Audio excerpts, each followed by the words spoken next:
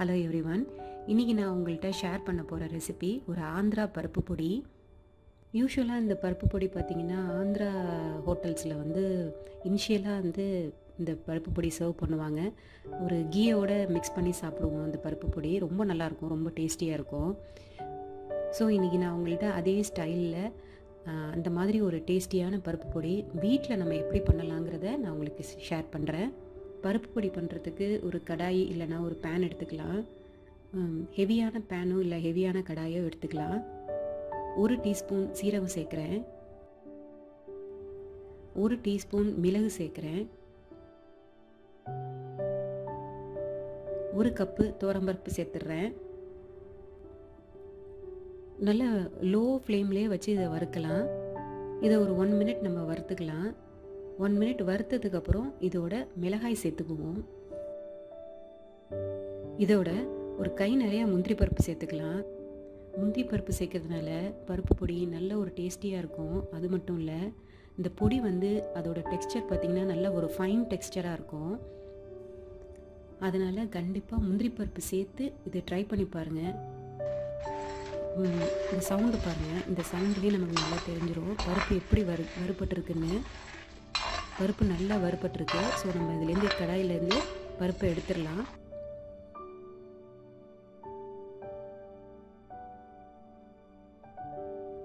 கடைசியாக நம்ம 2 பல்லு பூண்டு சேர்த்துக்குவோம். இதையும் இந்த கடாயில் வறுத்து எடுத்துக்கலாம்.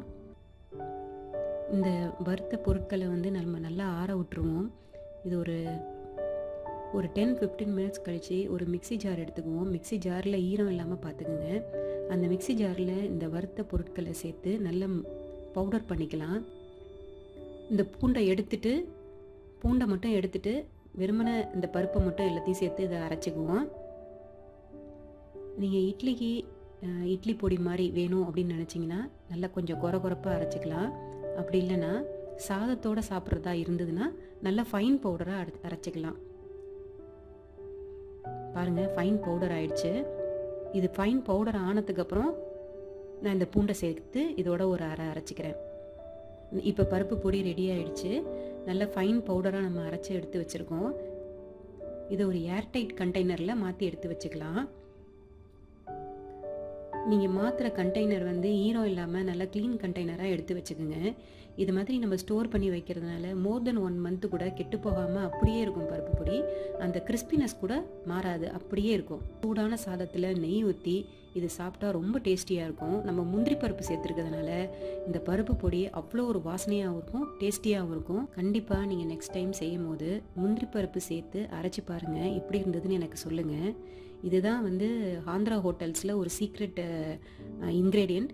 அவங்க முந்திரி பருப்பு போட்டு தான் இந்த பருப்பு பொடியை அரைப்பாங்க. ரொம்ப வாசனையாகவும் இருக்கும், நல்ல டேஸ்டியாகவும் இருக்கும். கண்டிப்பாக நெக்ஸ்ட் டைம் நீங்கள் இதை ட்ரை பண்ணி பார்த்துட்டு எப்படி இருந்ததுன்னு எனக்கு சொல்லுங்கள். தேங்க்யூ, பாய்.